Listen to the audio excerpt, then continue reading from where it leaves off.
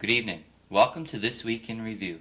Tonight's stories include to put together, but at the beginning of this is what Wayne.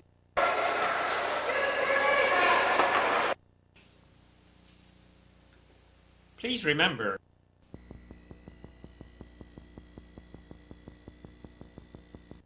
I guess most people saw the boat, the Atlantic Whaler, around over the past several weeks. I spoke with two members of the crew of the vessel on Monday of this past week.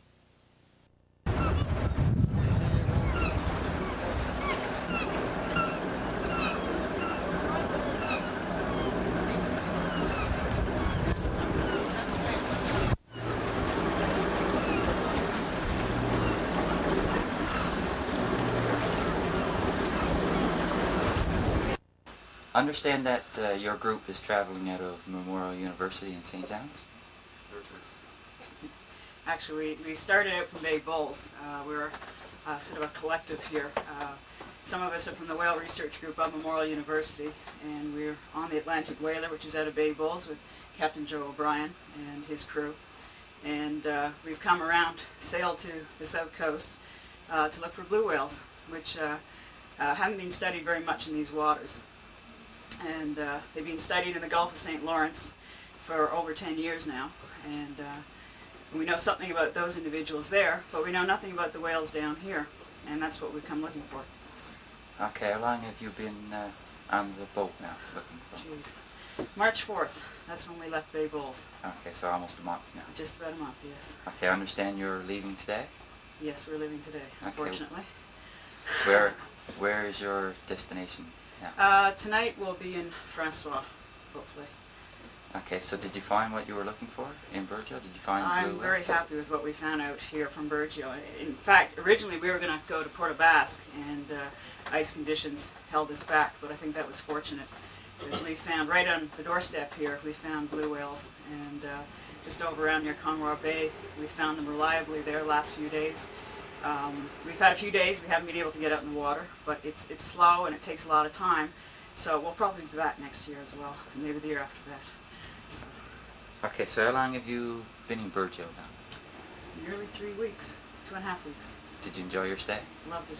People of Burgeo have been absolutely wonderful. Can't praise them enough. Their hospitality, their sense of the area to help people out, help us people out, give us a better understanding about how to find these animals that are commonly here but not very much is known about. The people in Burgeo have been just great. The people here on the dock, the fishermen, and the people helping us cleaning our clothes and offering us hospitality to their houses have been really good. Giving us cod.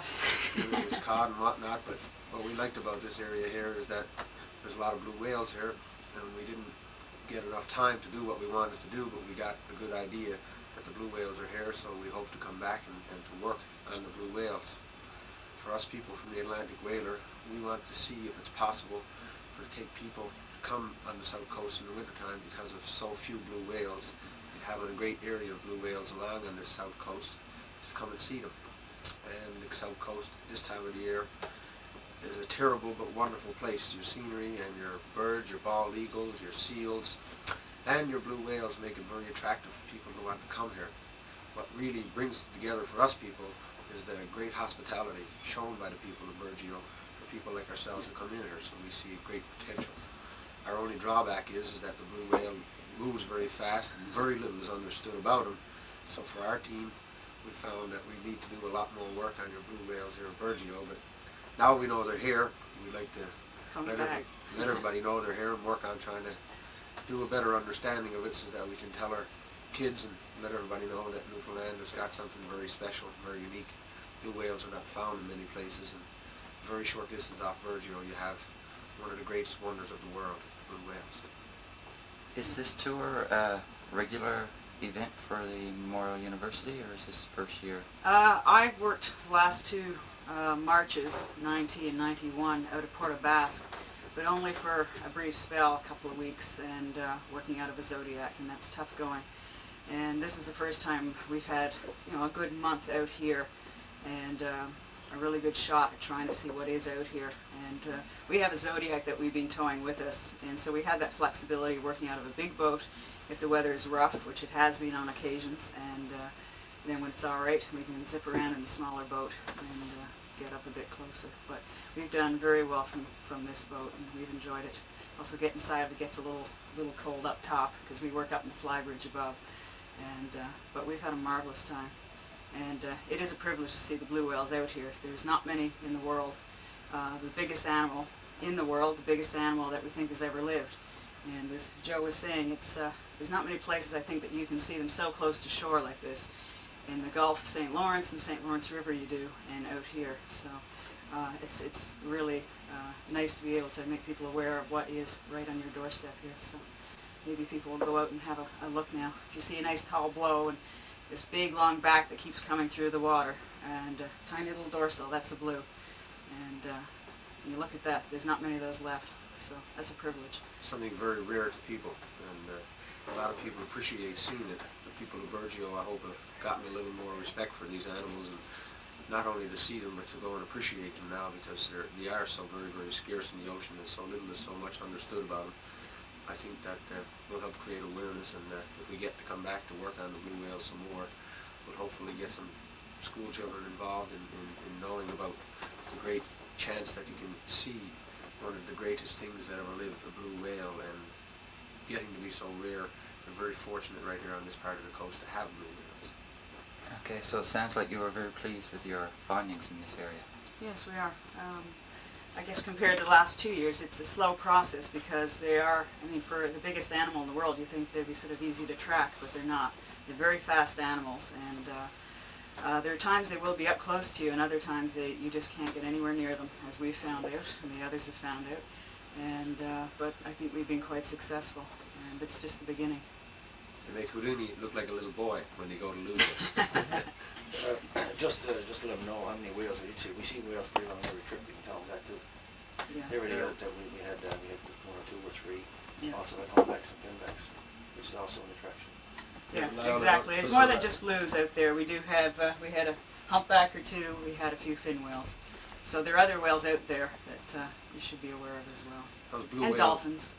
blue whales go in excess of 100 feet. That's something to see swimming through the ocean. And Violet, you and I have done a lot of whale watching, and Wayne and Roy, and we thought that to see a blue whale, an animal of that size, Wayne didn't know what to say.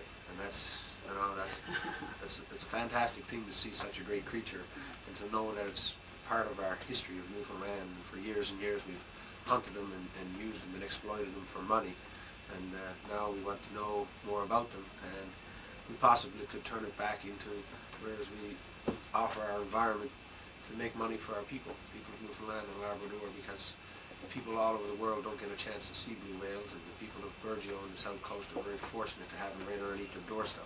So with cooperation with the Whale Research Group and people like ourselves, we possibly could get some attention to the rest of the world to tell them what great potential Burgeo has with blue whales right off their coast. Just to give it some perspective, in the western North Atlantic there were around 1,200 blue whales at the beginning of the century. Now we only have 200 to 300 individuals left around here in the western North Atlantic Ocean. So it just gives you some perspective about numbers. So they were hunted on this coast in the early 1900s, and then they had to stop in about 1915 because there was just nothing else to be found. So they've had a chance to make a bit of a comeback. So hopefully that's what we're seeing, is some increased numbers here now. As well, we should point out another part of our job is looking at ice entrapments of blue whales on the southwest coast around Port aux Basques. Since the mid-70s, there have been a lot of ice entrapments of blue whales. The pack ice comes down, a blue whale will get in around a shore lead, and you get a strong wind that blows that heavy pack ice in and entraps them. And the mortality rate is high, over 60% die. Some have been freed successfully, and but they don't know what has happened to them. We haven't had an ice entrapment yet this winter, but we're still sort of on standby because they tend to happen in March and April. So that's another part of the work we're doing, is seeing what whales are around here and to see if perhaps their numbers have increased, and maybe that's why we're having more blue whale ice entrapments. So just so that people are aware, everyone knows about the 3 gray whales in Barrow, Alaska that got trapped, and the whole world showered money and whatever to help free them. But no one knows about the blue whales, which are more endangered. The gray whales are not endangered. The blues are, and we've been having them entrapped on a regular basis now since the 70s. So it's just something to be aware of, and hopefully we can do something about that. Save blue whale. How old do blue whales really get, Rose? Well, Joe, they think they live around a human lifespan, but it's one of those things. It's difficult to say. We know so little about them, but we figure it's around a human lifespan. Could be 60, 70 years. 65 years. On average. Then they go on pension. Yeah, that's what happens. They don't last too long. So I guess we gotta think that the blue whales are a great thing for people who don't do a lot of whale watching. To see a blue whale and to appreciate it the way we look at a blue whale, it probably changes a lot of people's minds. And places like up north, when they get the gray whales caught, creates a lot of excitement, and hopefully, because we have one of the last rarest things in the world and getting caught on a regular basis off the south coast, we can probably do something about it, or get an understanding about what's really happening with these animals. And I was just more than delighted myself and our staff and our crew to be able to get given a chance to work with such a great animal on the south coast. And I guess I'm very pleased with what we've done. I'm very pleased. I work in the tourism industry as a tour boat operator just outside of St. John's in Bay Bulls, and a lot of people come and view whales. We have a lot of humpbacks on our coast, but to come to Burgeo and to work on blue whales as basically like a tourist moving into the community, and to discover the great hospitality and the friendship and the kind and goodwill from the people, it gives me a great feeling, and very proud to be a Newfoundlander and understand and get a chance to appreciate hospitality. I'm just delighted to be able to have this chance to done this work here on the south coast, and I'm very pleased with the people of Burgeo to show us such great hospitality and to know what all the tourists that come into Newfoundland are talking about now. Absolutely. Okay, is there anything else you'd like to add? Rosie, tell us your quote. My quote. Some of the stats about whales. The quote. The quote, I have to find it. It's worth. It's worth. You're getting sentimental. This is good. This is called the Blue Whale Catalog. This is was put together by Richard Sears in Quebec. He's pioneered the blue whale work in Quebec. You can tell individual whales from the mottling or the pigmentation on their back. If you see a blue whale, you can see it's got sort of a pattern on their back. I don't know if you can make that out, but we have some video footage for you. I'm not sure you can see that. But each blue whale has their own pigmentation. It's very individual, like a fingerprint. And we photograph them, and from that we can get an idea of how many blue whales there are and individuals. And so if they're sighted again, we can find something about migration and where they've been and whatever. Anyway, this is just a compilation, all these sort of mugshots of blue whales. And I said that took over 8 years to put together. But at the beginning of this is what Wayne wants me to say. There's a great quote, which I think we all really believe in now. Says, "There is no whaler and no whale biologist, no matter how experienced, who is so jaded that his heart does not race at the sight of a blue whale." Last Saturday, the Pee Wee and Atom hockey players traveled to St. George's to compete against the teams there.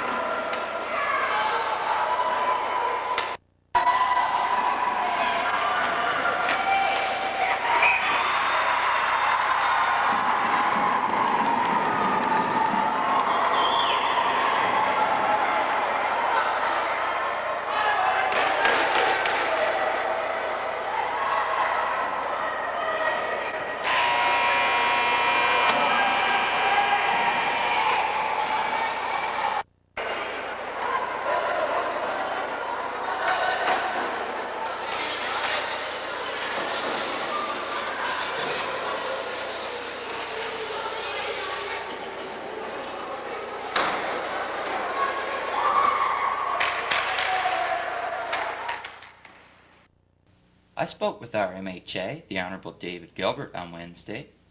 He informed me that $59 million was allotted for capital projects. Of that, just over $1 million was awarded to the district of Burgeo Bay d'Espoir, with Burgeo receiving $531,000 of that amount. That amount includes $400,000 for paving of town streets and $131,000 for water and sewer. I had an interview with Mayor MacDonald concerning the capital works budget, as well as a few other items. Mayor MacDonald, was council pleased with the amount that they were awarded through capital works budget? Dave, I guess to a certain degree, I guess you could say we're pleased, but I guess there's another portion of a degree that we were dissatisfied, because as you're aware, it's been 2 years now we've applied for funding to pave the community roads, and we were looking at something like in the vicinity of $1,300,000. That was to do the complete job, repave all roads, the side roads that's not presently paved, widening of roads in places, and installing proper storm drains. So we're coming in quite short of what we applied for, and I guess $400,000 is what we received, and I really don't know at this point in time where we're going to put that $400,000 to. Okay, so will council be applying again next year to get the remaining portion of money? We certainly will continue to apply on to the roads is all completed. We got a meeting on Monday night to decide where we're going to put the $400,000, and I guess it's certainly not going to satisfy everybody, but that's all we can do is do our best, and I guess put it in the worst places that's needed right at the present time. Okay, what about the $131,000 for the water system? We applied for $131,000 also for the water system. That's I guess the main water system in Chlorine House. The pipe has got to be increased to a larger size. The road to the dam has got to be upgraded so it can be accessible by vehicle. And also the dam itself has got to be cleaned out. So that $131,000 will take care of those projects. So that is the amount that council applied for? That is the amount we applied for that particular project, and I'm pleased to see that we got that, because we certainly do need some work on the water system in by the dam. Representatives from Royal Oak Mines, the company that are planning on buying Oak Brook Gold Mine, have met with council on several occasions. Yeah, there was 2 occasions now. We had representation from Royal Oak in to meet with council, and also Mr. Ed Batcher, the Development Association, and Mr. Jerry Bellard, Manpower. I'm quite confident that they will come into Burgeo if the deal goes through. Now, this is what they were in speaking to the council about, is seeing what kinds of facilities we have in terms of parking for tractor trailers, warehouse facilities, and docking for the cutout supplier as well. I'm quite optimistic on this one, that if the deal is approved, that they will set up their facilities in Burgeo. And they've assured us that the boat will be crewed from Burgeo residents.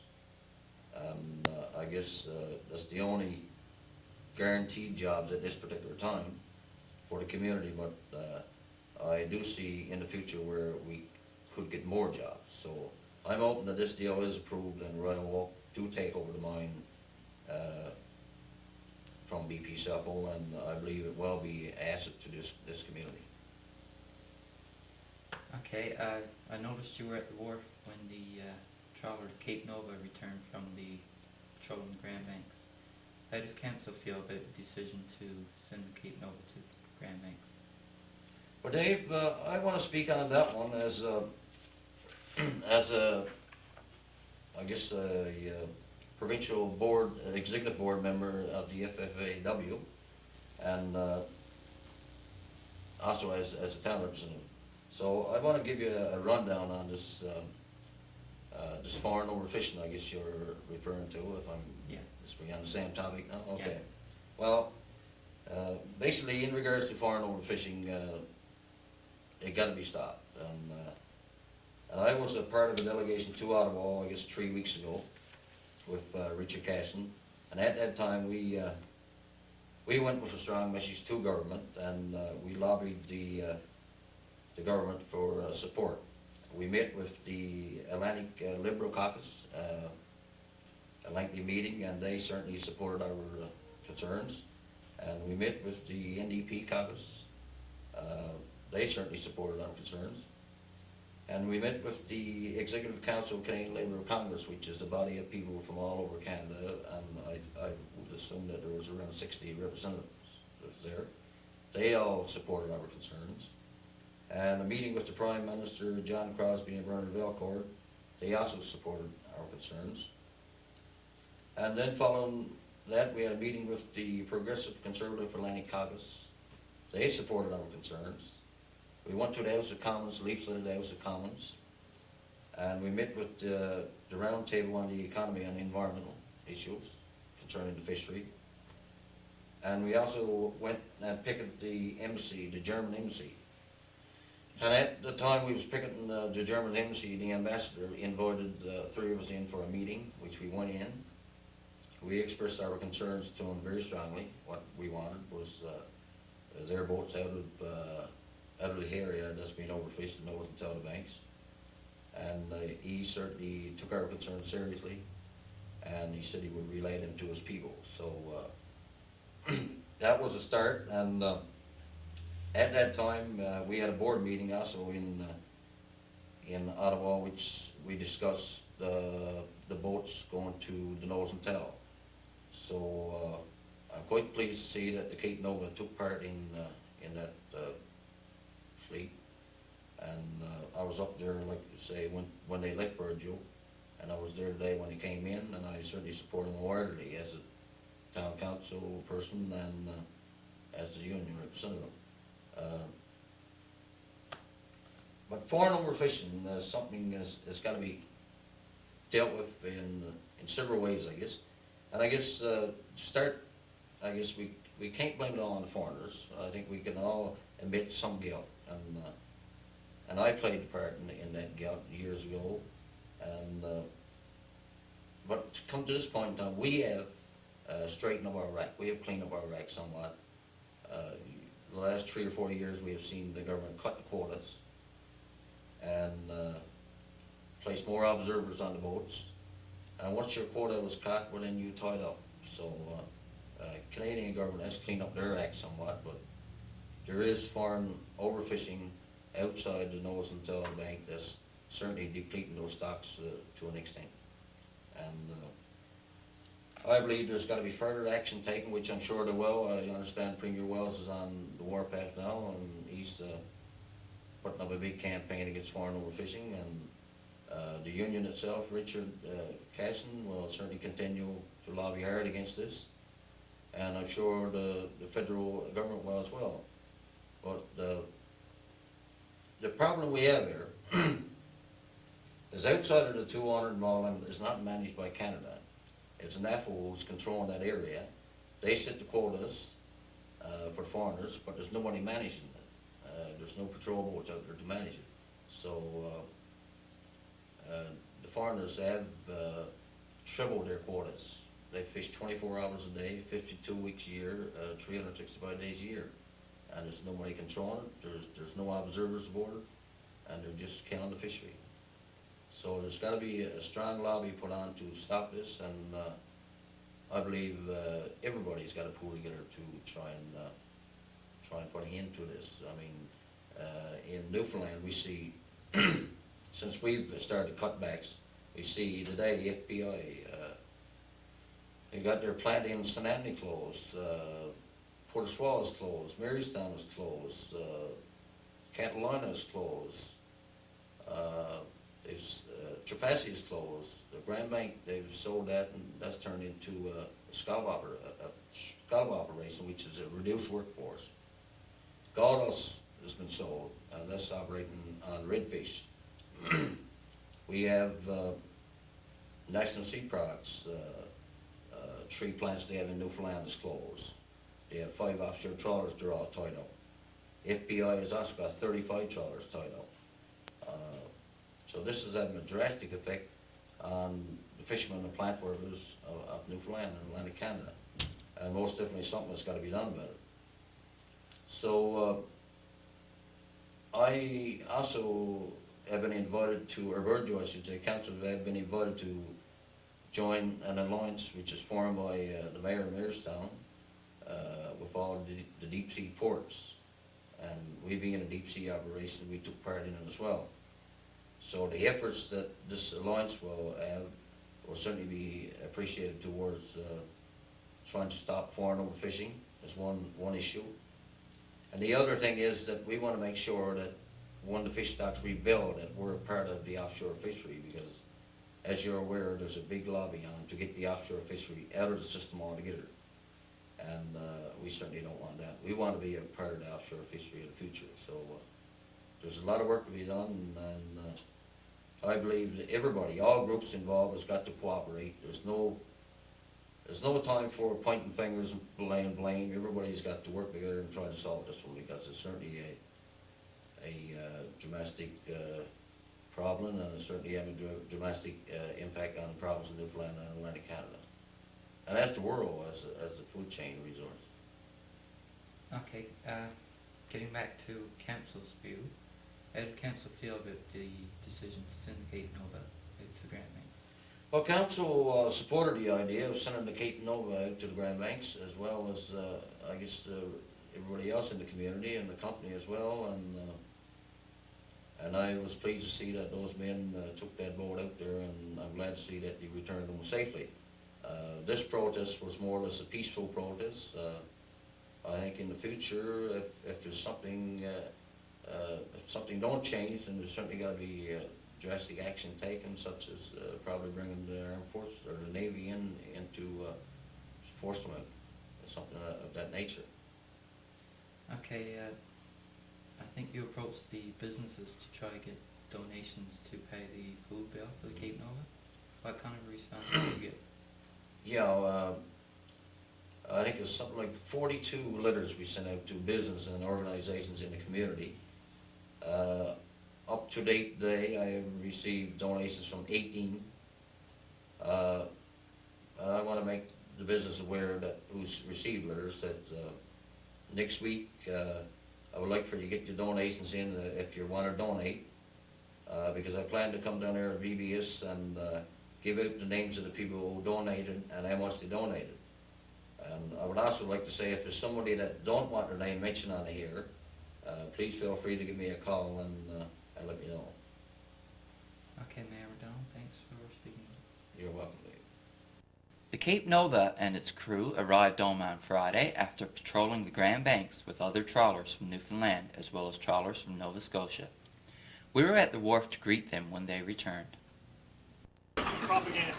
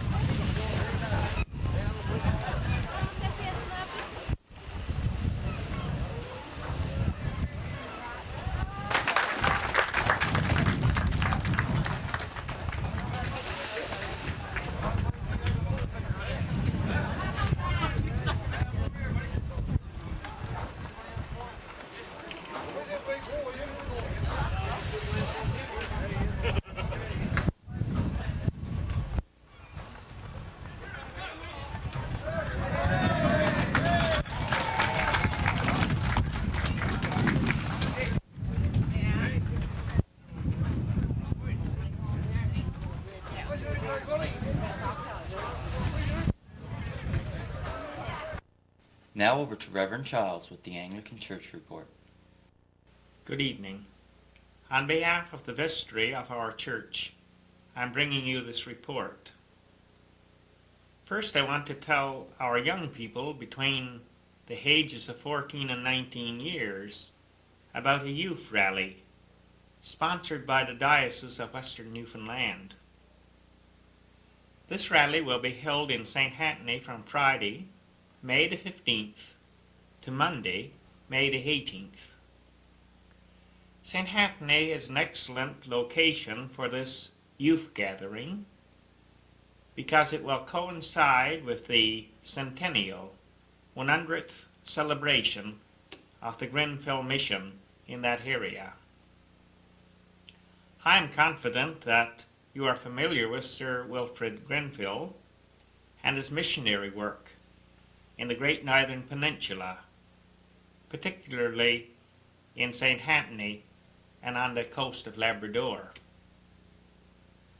While there, you will take a trip to Lonza Meadows, where the Vikings had a settlement, and there is a replica of that settlement there today. You'll be taken on a tour of St. Anthony and the Grenfell Mission. Besides being educational, you will be assured a time of fun and friendship, music and adventure.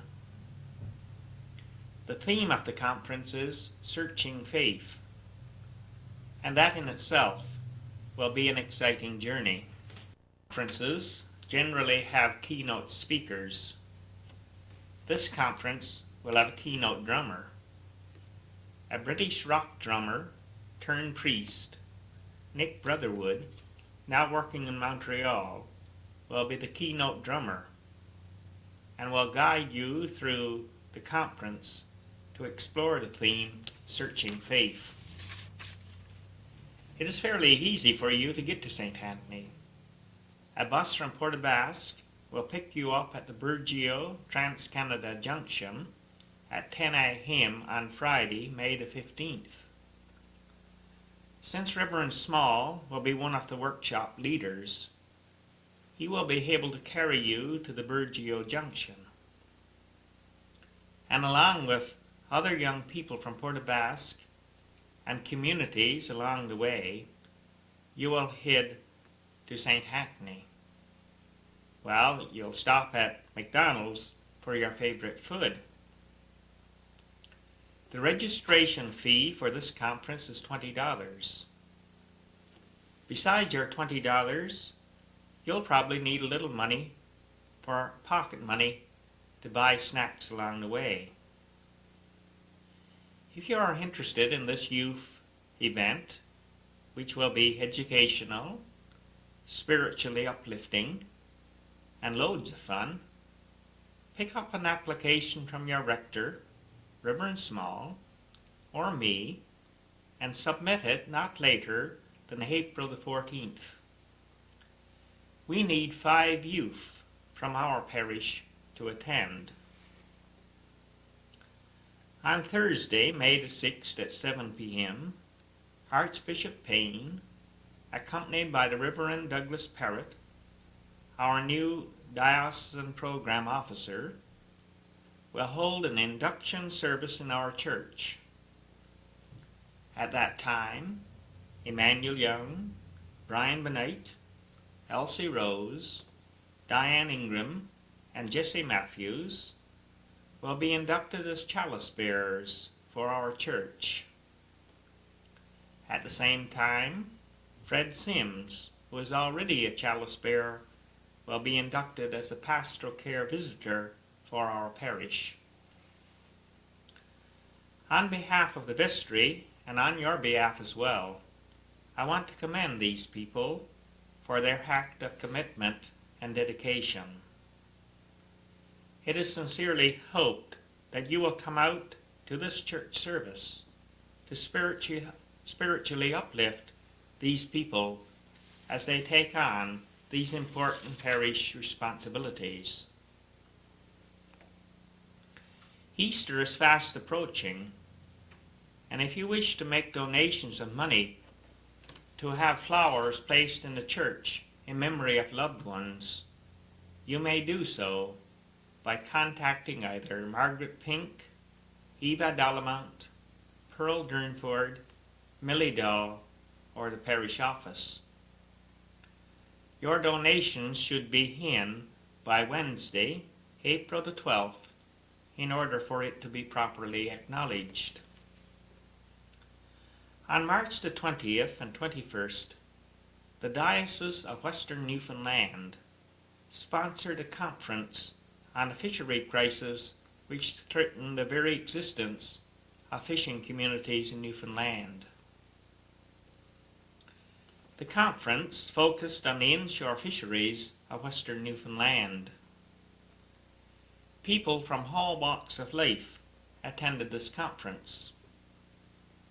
Our community was represented by Bill Bowles, Doris and Gerald MacDonald, and me.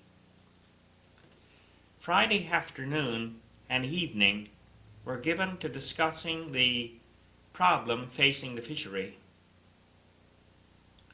The Saturday session focused on ways to correct or improve the situation. I have written a fairly comprehensive report in our monthly bulletin, which I would encourage you to read.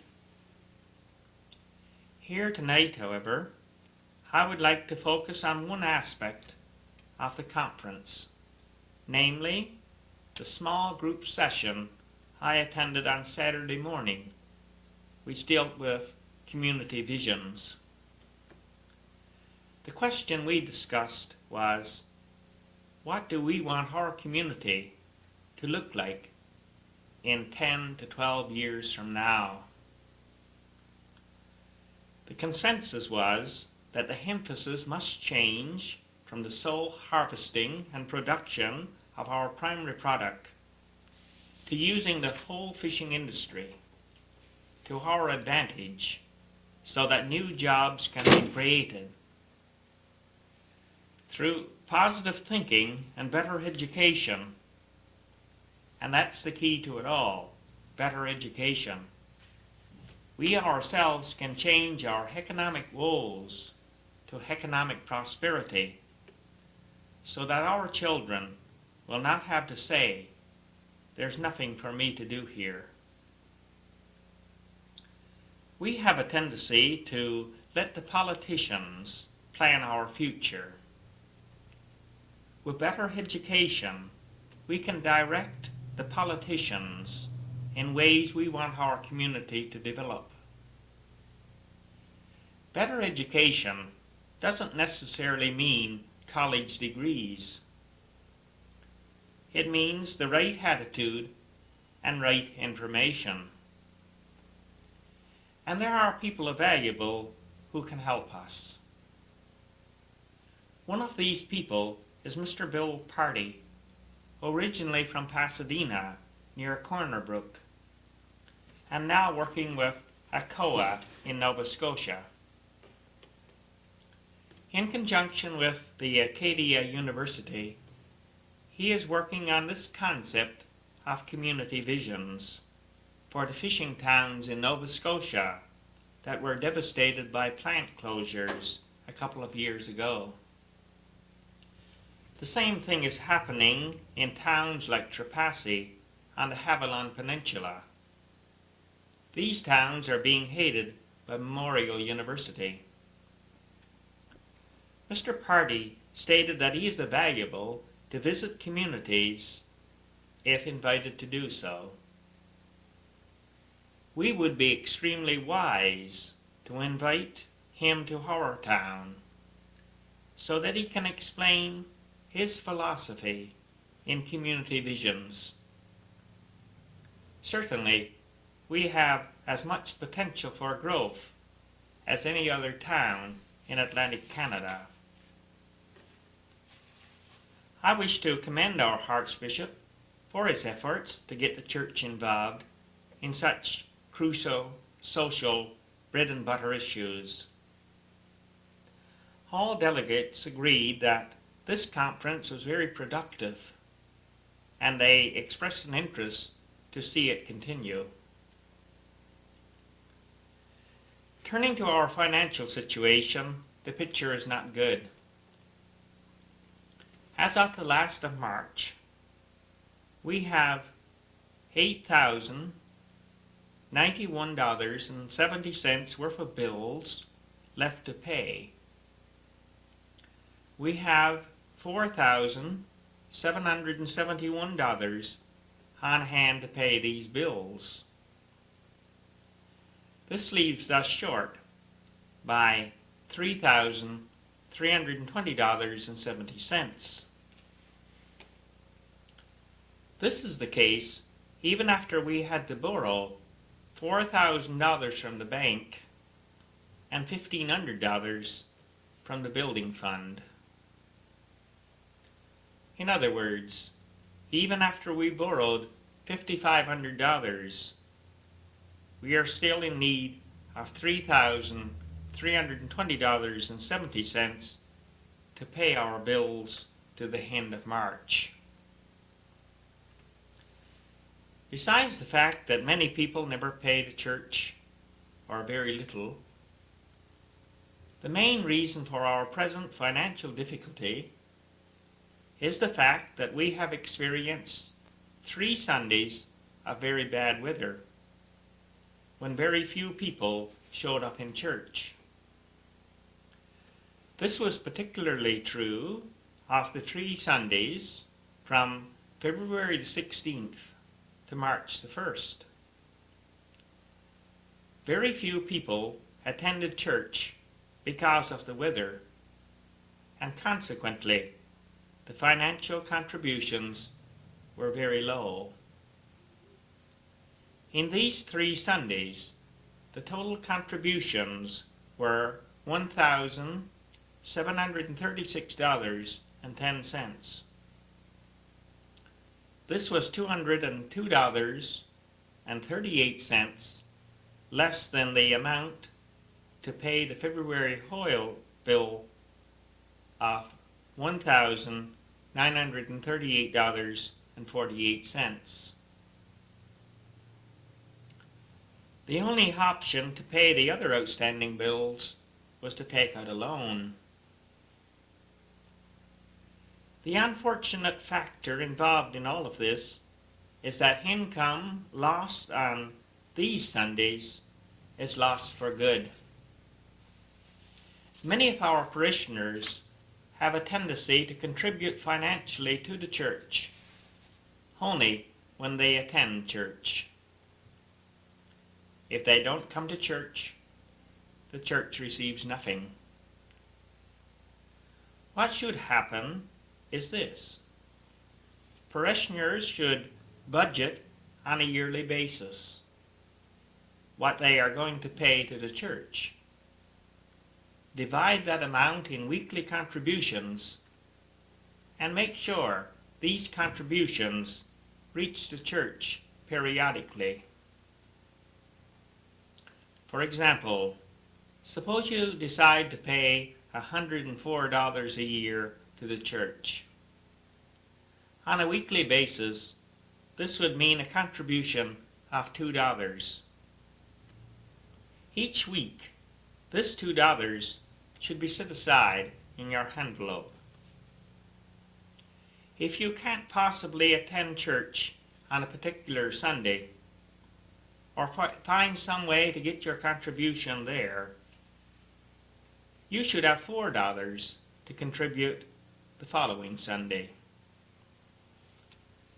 The present trend is that if you skip church one Sunday, you also skip making a contribution. The end result is that the church suffers badly financially. It is sincerely hoped that parishioners will condition themselves to setting aside on a weekly basis their contributions to the church, whether they attend church or not. You can either give your offerings to a member of your family, a friend, or pass it in at the parish office. Some parishioners are in the habit of making lump sum payments at the end of the year. Paying in lump sum at the end of the year is highly discouraged as well. I can assure you our bills come in on a regular basis, and so should your offerings. Anyway, by setting aside a weekly offering, you will lessen the burden of paying in lump sum. If you were to give your offerings on a regular weekly basis, or make sure that your weekly offering reaches the church, even if you don't, then our financial problems would be solved, and we could pay our bills on time, just as you do at home. So next time you can't make it to church, make sure your weekly offering is set aside so that it will eventually reach your church. Please remember that the church is your church, and it is your contributions that maintain it.